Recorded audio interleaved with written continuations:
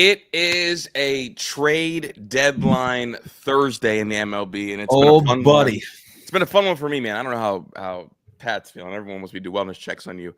A couple deals have gone through. I mean, obviously, we see what teams are pushing their chips to the center of the table, but now we are we're live and getting it going. I guess before we really get into it, dog. Are you surprised? Were you surprised this morning finding out that Shane Bieber got traded? I was not. Honestly, that was the one that I had. I kind of had an understanding that was going to happen, and one that I'm okay with, honestly, as a just as a fan of Cleveland and a fan of the Guardians, I was okay with moving Bieber. We basically had played each of the last 2 seasons without him. So it's like we made it to the ALCS without him last year. We've made it to, we're midway through the season now, 2.5 games out of the playoffs without him. To get a top 100 prospect in return, I think is a great trade for Cleveland. This is a young pitcher who's only 22 years old, figures to maybe crack the rotation sometime late next season if all goes well. So I'm feeling good. I'm feeling good about that trade. I thought you guys could have got a better package, but I'm a firm believer that the Guardians only like dealing with teams that they have dealt with in the past. And so I think that they like dealing with Toronto, which is why half of their team is Toronto. And I think that they definitely settled, because here we go. I'm of the firm belief that Cleveland, to avoid leaks, does not like to shop players. And because they don't like to shop players, all they end up doing is dealing with the teams that they deal with in the past. Yeah. And that's the way. And honestly, I don't think they could have done better for Bieber. You're talking about getting a top 100 prospect for. He's not top 100. Don't say, you can't say it. He's not top 100. He is on Fangraphs. Yes. Oh, we have literally been friends for how long? We have never, ever, ever used Fangraphs top 100 as our ranking, have we?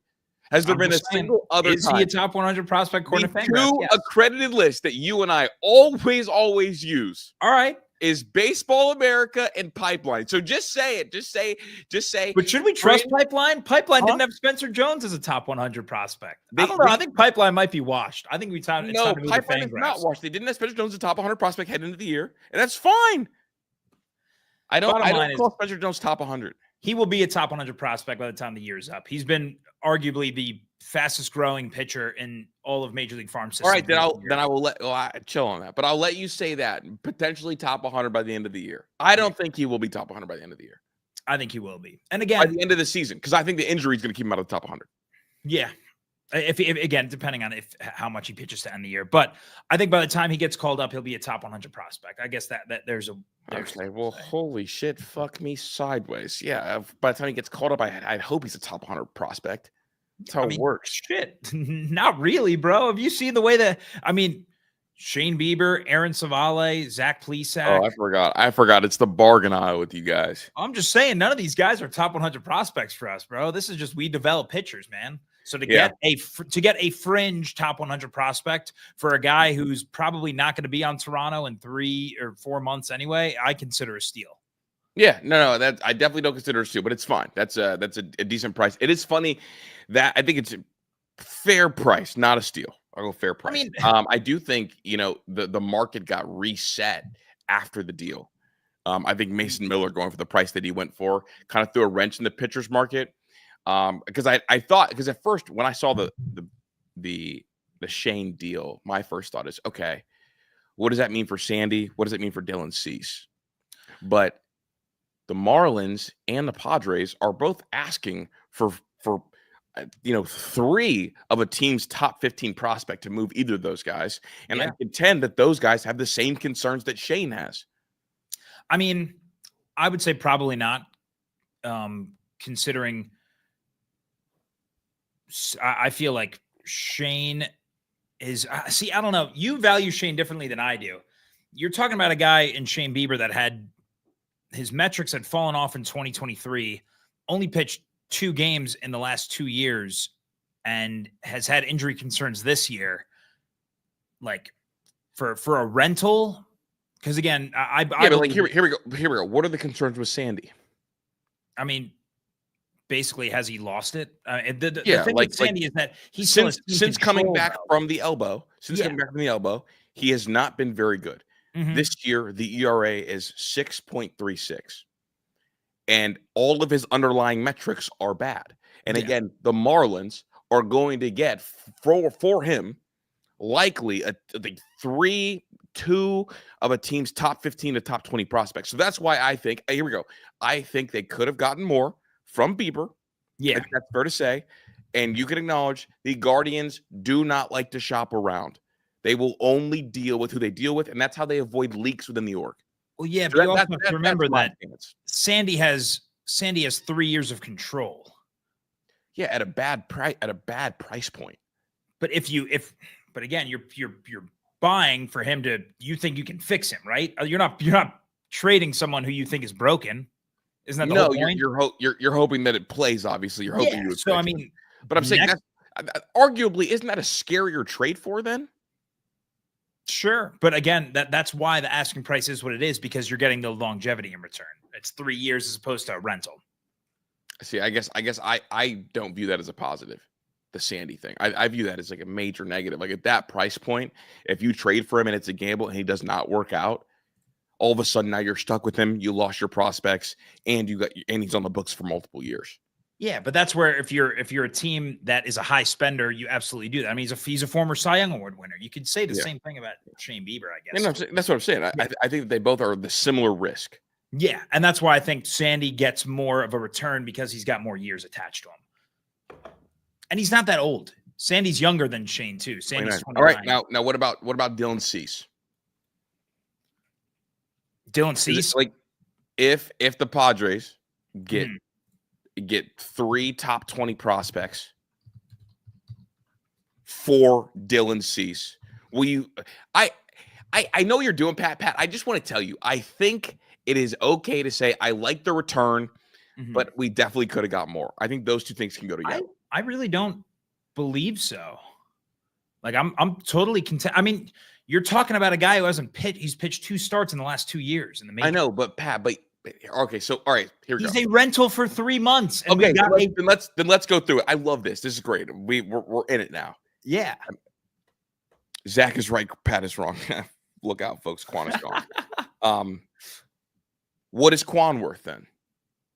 Quan to me is probably worth two teams' top prospects. Okay. And then yesterday when we talked, you said a package deal for those 2 should yield 3 top 100 prospects and some change. Yeah. So basically, we get one of them was the one we got from Bieber. So I think even then, you said you would say no to the 3 top 100 prospects and some change. But I would. Absolutely. I'll give you the steal for it. So that's what I'm saying. It's like, yeah, I don't think Quan is going to yield you back 2 or 3 top 100 prospects. I think if he doesn't, then they don't trade him. Because the asking price, I don't know if they asked, they said to San Diego they want DeVry, the number 3 prospect in all baseball. That's who Cleveland wanted for Quan? Yes, that was the Oh, Jesus Lord. So that's where I'm telling you. Break. Do you think that's a fair ask? Absolutely. Oh, no way. Absolutely. Now, obviously, like DeVry got traded. This has got to be Spanish to a lot of people. All right, this is where we're at. This is where we're at in the Pat saga with the Cleveland Guardians.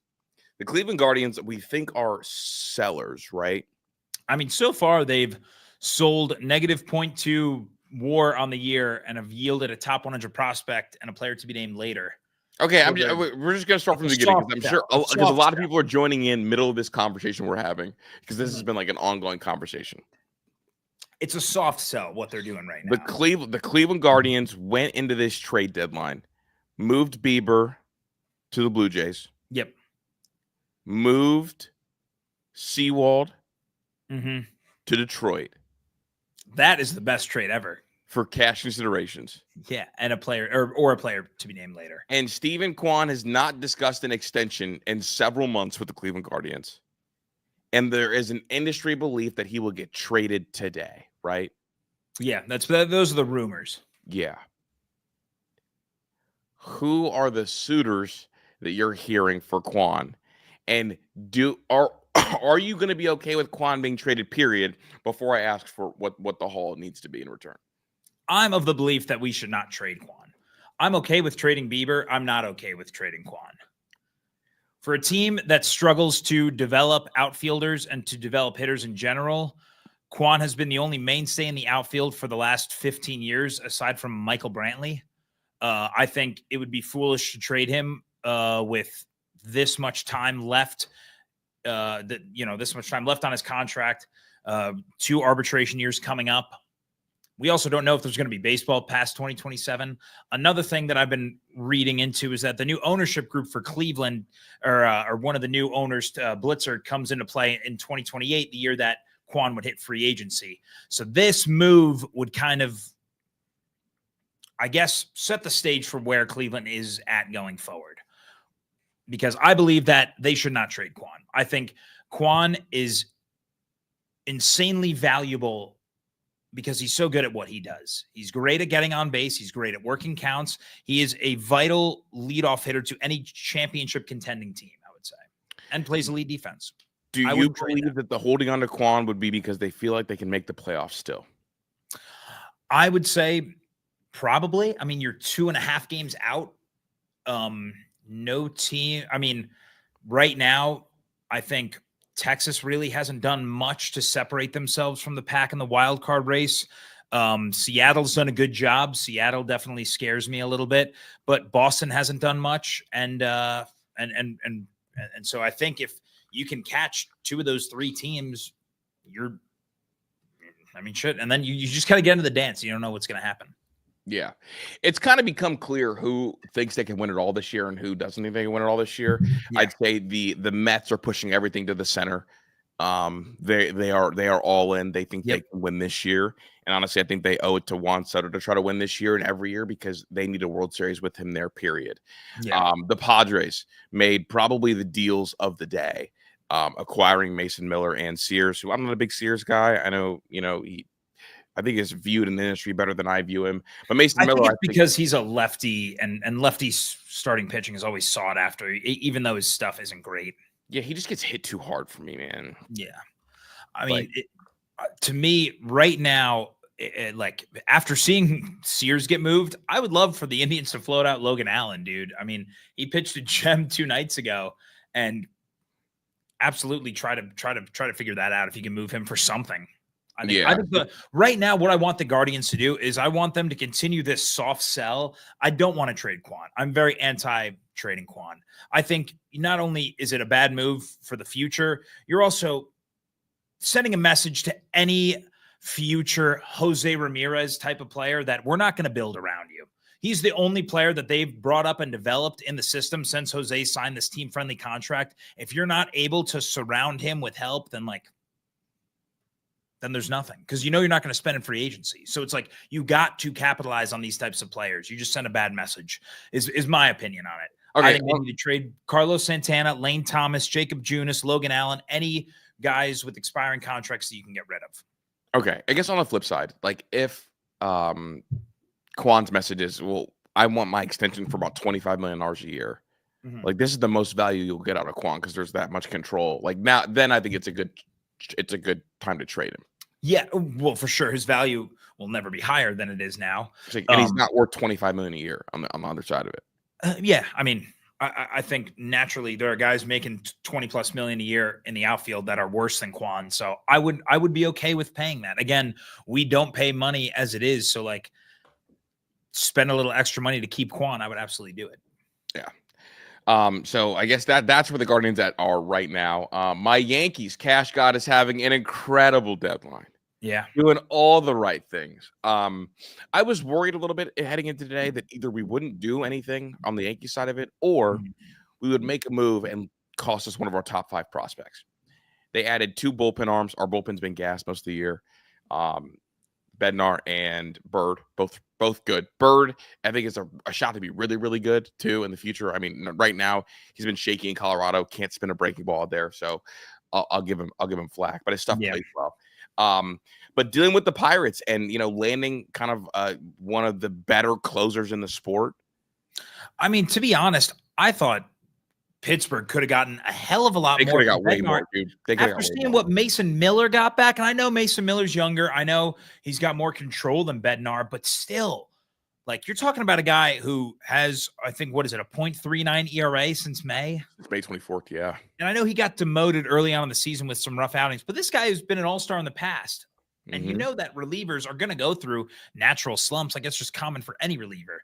The fact that Bednar went for, what, 2, or your number 8 prospect, your number 13, and then a guy outside the top 30, I think it was. Yeah, and being catchers on top of it, too. Like, yeah, it's just like, it was so odd to me considering the A's got from the Padres their number 1 overall prospect, their number 3 overall prospect, and I think it was their number 17, maybe 13 and 17. I forget. It was 3 pitching prospects and DeVry. So just an absolute haul. Like, I don't know, Pittsburgh, man. I would hate to be a Pirates fan right now because I think you could have gotten the hell bad deal. I was worried when obviously when I see the initial when I see like the initial return on like the big time relievers, I'm like, ah, shit. Like we probably had to part ways with like a top 5 prospect. I knew it wasn't going to be Spencer Jones. Yeah. But I was expecting probably a middle infielder too. Now the thing about the Yankees is that like they develop catchers. So like Flores is probably going to be a good catcher. You worry a little bit about like, can he be back there every day? Because like he's 6'4". Also, how much credit do you give to the team that came up in the system as developing? What do you mean?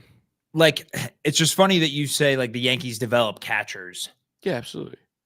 Because like, I mean, how many guys have left the Indians organization and flourished elsewhere at the major league level? But you don't say the Indians developed them. Well, I guess how quickly is the turnaround from when they started, right? Because like, here we go. Like for the Yankees, Carlos Narvaez got traded and immediately on the Red Sox team and then raking. And the guy in front of him was Austin Wells. Went to school at Dave Martell, shout out him. So he was also like already in the big leagues. And then here we go. The other kid, the Agustin Ramirez kid, got traded. And then as soon as he was ready to go, like came up ready to go and then started hitting. So I like, if that's the case, I'll absolutely give the Yankees credit for that. Yeah. Okay. I was just curious because I feel like the Yankees have been, outside from the last few instances, they've been pretty bad at catcher development. They were just bad at Gary Sanchez. That was it. No, dude. What was it? Jesus Montero was like at the top 5 overall prospect when you guys traded him to Seattle. Yeah, he was rough, but we turned around Higgy, man. We got Higgy ready to go. All right. Just stop with Higgy. What? You don't like Higgy? He's a good 2 catcher wherever he's been. Higgy's a good catcher, dude. Yeah, a good 2 catcher. No, he's a good 1. I don't do Higgy slander, man. Higgy helped us really do some things, man, and like came up and you know caught enough, did his thing. Yeah, you know, accumulated 1.4 WAR in his first year with the Padres, dude. Like did it. The issue with Higgy was like he's like JC Escara. Yeah, but he was never a top prospect though. No. Well, that's the thing. Like the Yankees. I mean, I guess. Well, that's true. For some reason, you guys do well with guys that aren't the top prospects. Yeah, like Raquel Flores was an undrafted free agent. We signed him. He worked with the Double-A. I got a chance to see him play in Akron. He has a really flat swing. It looks a lot like Ben Rice on the right side. A little bit longer on the back end. I mean, he can really hit, and he's a big, strong athlete and surprisingly athletic for a catcher. Again, 6'4", hard worker, long strider. I think though that the Pirates could have also gotten a really good middle infielder and a really good defender because they're going to need something with Ke'Bryan Hayes being traded on too. Yeah, that's for sure. And I mean, you like Flores, man. What was that?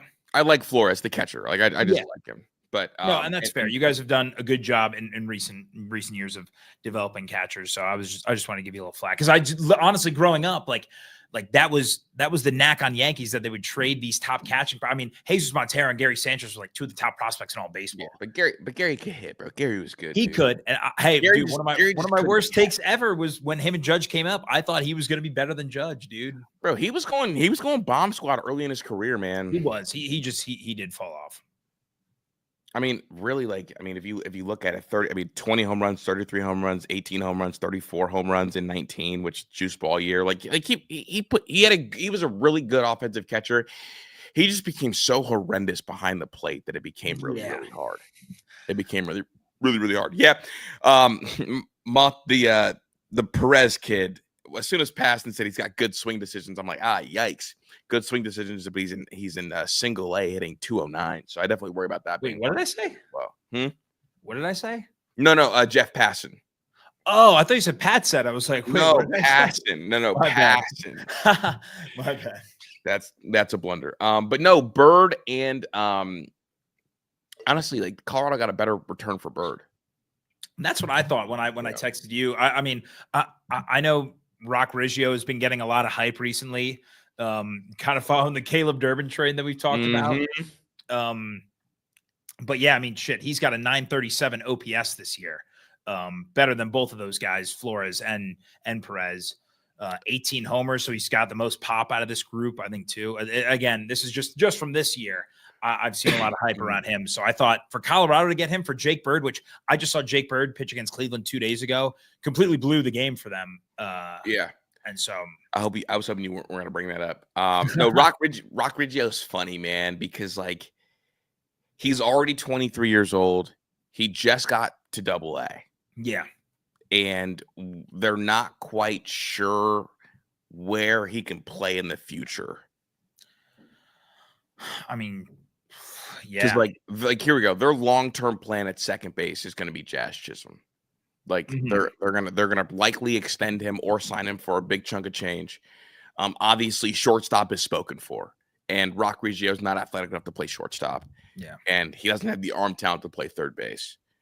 So they were comfortable moving him, which makes a lot of sense. And the kid they drafted they think is it gonna end up being like a secondary second baseman in the future, the Dax kid.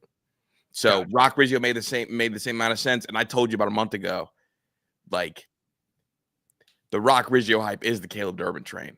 Like I don't even know Pat, but Rock Riggio just became the Yankees' top 10 prospect after being outside the top 30 since that's a massive leap. So it literally just came. Like he's only been in the top 10 for 2 weeks.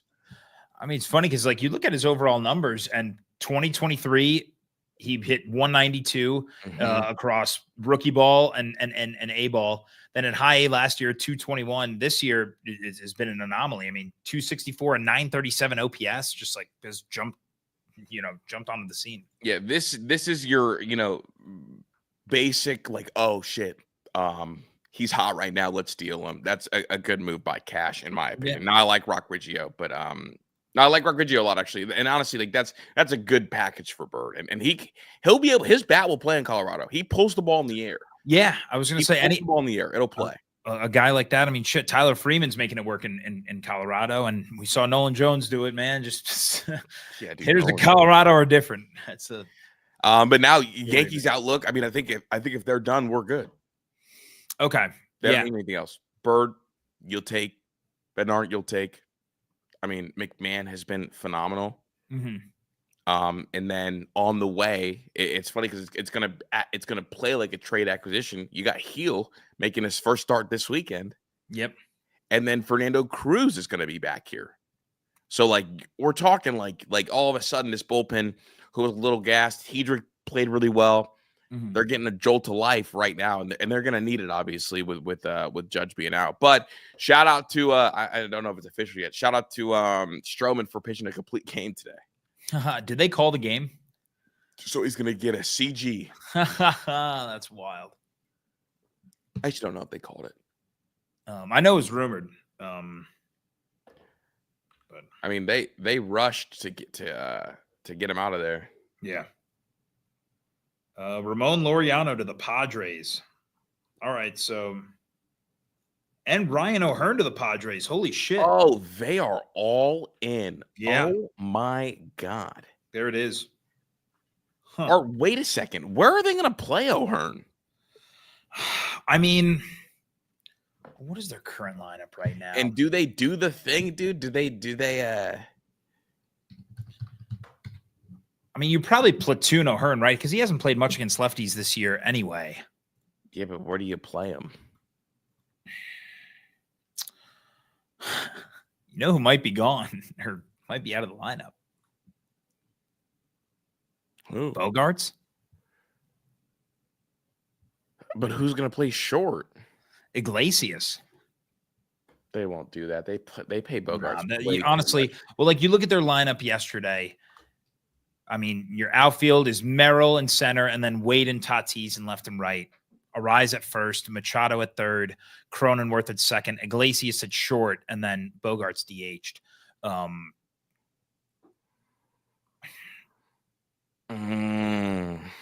don't know. I'm guessing.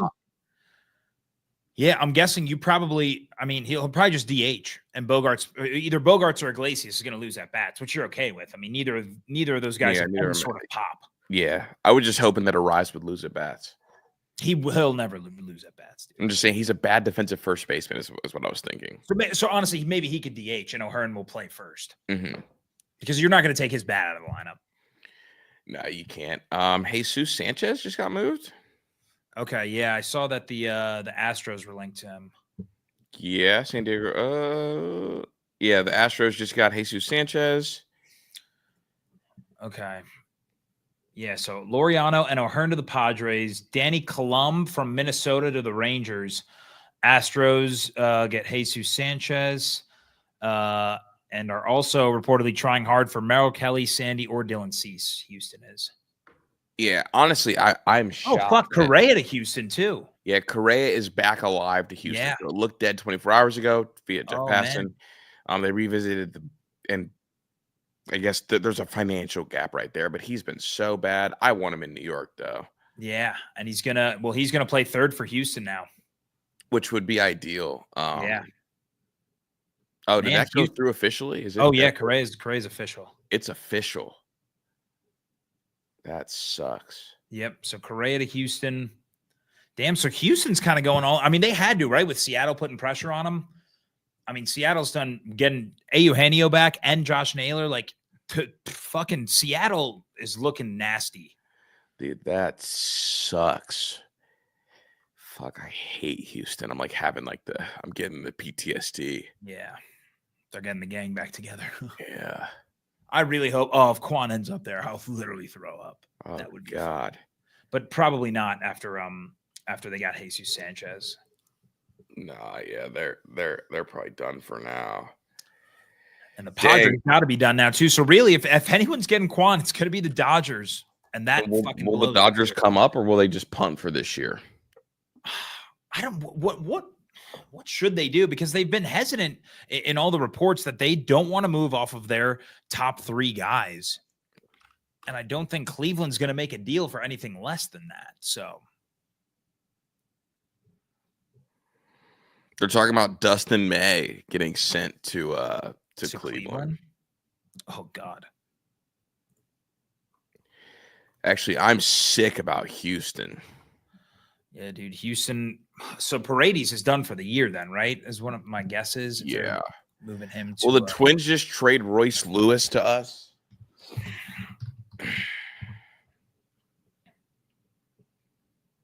Oh, it's funny that I actually hate the baseball trade value Twitter, bro. I disagree with it so much.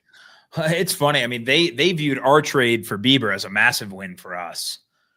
They have ours is a moderate underpay for Bird.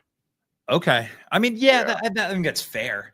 What did they have Bednar? What was that trade valued at?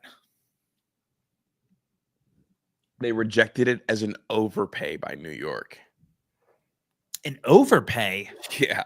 Huh. Well, I couldn't have been on complete opposite ends of the spectrum there with those two deals. Right. Huh. Yeah. I just disagree, I guess. Yeah. I mean, so do I. Yeah. So who's your biggest, I guess, trade deadline winner so far? I mean, it has to be have the Padres blown up their future too much, though? Dog, it doesn't matter for them. I feel like they do this every year, right? I mean, they literally will just, I can't remember the last time they sold at the deadline or acquired prospects aside from, I mean, it never happens really. aside from the Soto trade. I can't remember the last time they sold a big name player. But yeah, I think the Padres are a winner. I think the A's are a winner too in my book. Oh, A's are absolutely a winner. The A's lineup in 2 years specifically is going to be insane if DeVry is everything that's he's cracked out to be. It's supposed to be chosen, man. Yeah. Like what have the Reds added so far? They got Ke'Bryan Hayes, and then I think Dude, are Reds fans gonna like Ke'Bryan Hayes? So I was talking to my roommate's a big Reds fan. Okay. So he kind of had mixed feelings about it. Like obviously, dude, he was. I mean, I remember when he came up, he was such a hot shot name. Well, he's a monster defensively. Oh yeah, defensive monster. And I know that's something that they need in the infield. Ellie's, kind of hit or miss. Him playing next to Ellie, I think, is good. For Ellie, you think? Yeah, a lot. Yeah. Really good for Ellie. Mm-hmm. I could have sworn that the Reds made another deal today, but maybe not.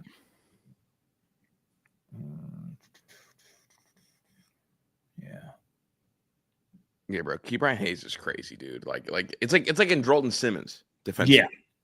Yeah. Andrelton Simmons, yeah, dude, exactly. Except Andrelton Simmons is probably a better hitter right now. No, he's not right now. Maybe well, I'm saying that then Ke'Bryan Hayes is right now. Oh, yeah, dude. And Andrelton Simmons, was he ever a good hitter, bro? I feel like he was for a little bit. I feel like he was just a strikeout goblin there, dude. Dog, he had back-to-back years. Wow. I mean, 2017 and 18, he had it going a little bit.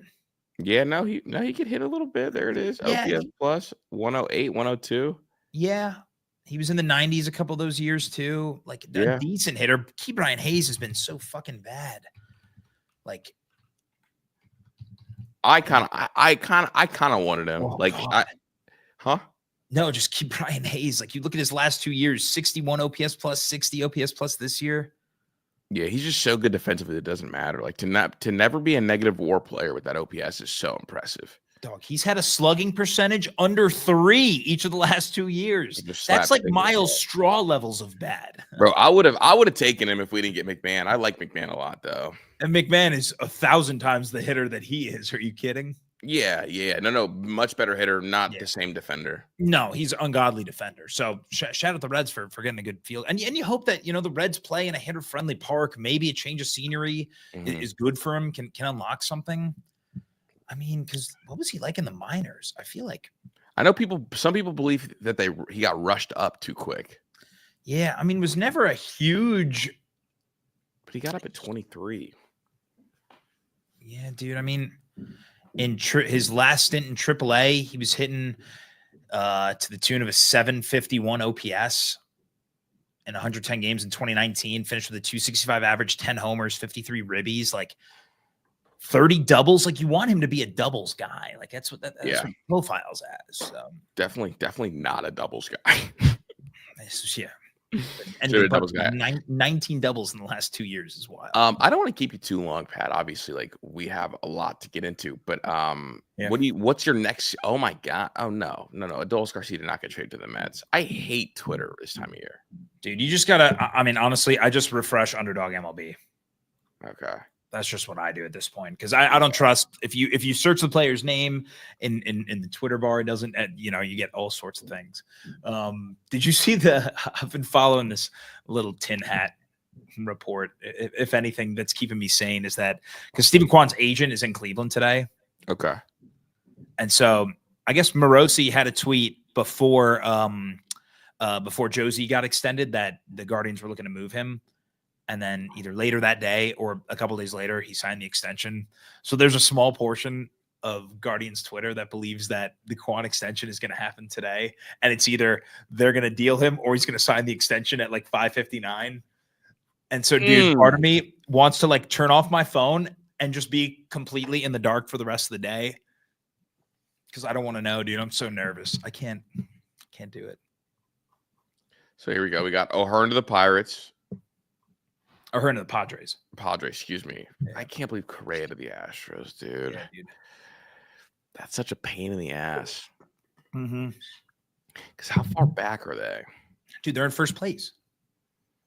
Oh, you're right. Seattle is the one hunting them, and they loaded up. That's why they had to do it. Seattle went and got Naylor and fucking Eugenio, and they were like, well, fuck, we better. Dude, all of a sudden, their lineup has crazy amounts of pop, dude. Who, the Seattle? I know, dude. Their top 6 is going to be fucking Crawford, Julio, Raleigh, Randy, Naylor, and Suarez.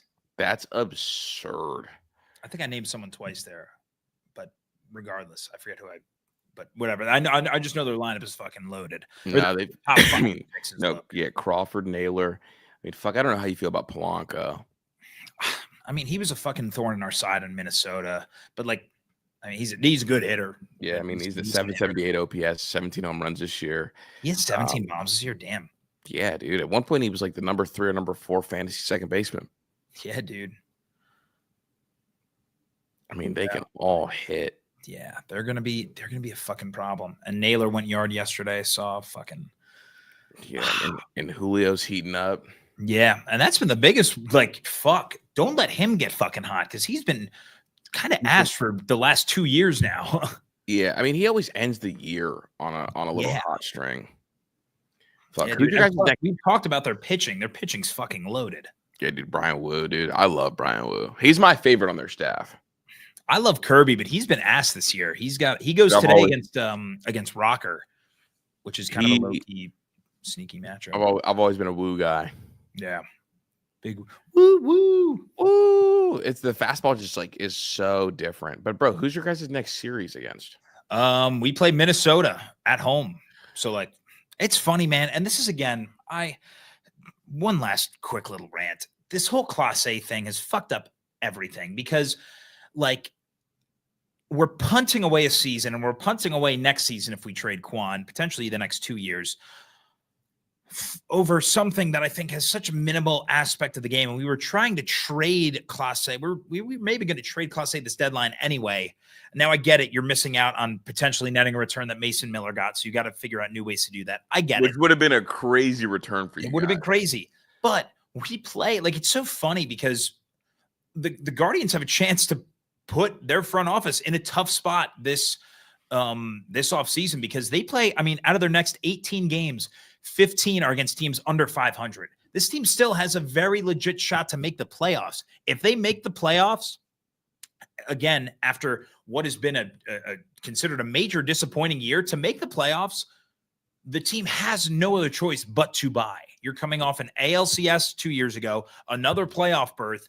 Josie's in his prime. Like, you have to act now. And again, a part of it will be determined here in the next hour and 16 minutes what they do with Steven Kwan. So, yeah, I mean, some teams in a similar spot that as you guys like started selling, like Tampa Bay started selling, in the middle of a playoff hunt. Yeah, I mean, Minnesota, Kansas City, they both. I mean, Kansas City not really, but Minnesota has been selling. Yeah, I mean, 2.5 back. Yeah. Oh, there's such a bunch up, dude. I just want to win the division, dude. We're 4 games back of the Blue Jays now. Yeah, and I mean that's going to come down to if Shane Bieber can come back and be a dude for them. Yeah, but they also have a really tough schedule down the stretch. Yeah, I mean that division's tough. I mean, there's no easy outs. You guys went through a gauntlet of a series with Tampa. Yeah, I have it circled, bro. They've got Dodgers, Cubs, Texas back to back to back. Mm-hmm. Oh, dude, you're gonna be sick. Dylan Cease to the Astros is progressing. Oh no, that's what I'm. This is why I hate when they go down to Florida for the fucking. I hate when they go down to Florida for the trade deadline, bro. That's tough. But they just go down there and sip Mai Tais and like this fucking chest pump. Like, Cash, get to work. Yeah. So we'll see. I mean, an hour and 15 minutes, a lot can happen. Yeah. We might have some emergency tweets coming out here in an hour, but I'm going to let you run, dog. You got to get out of here. Yeah. Appreciate you guys tuning in with us. It's been a fun one. Check in with Pat if Quan gets traded. Yeah. And if I might turn my phone off. Yeah. And disassociate for a little bit. Yeah, it's going to be out. Anyway, I'm not going to be in a good place. I'm Chris. That's Pat. One bold prediction for the trade deadline. Who do you think gets moved? Bold prediction? I think I mean, fuck, there's no more bold predictions left. All right, you know what? The Yankees get Justin Verlander. Yankees get Sandy. I'll holler at you guys. Here we go. Strike All three. Right. Strike three. We're out.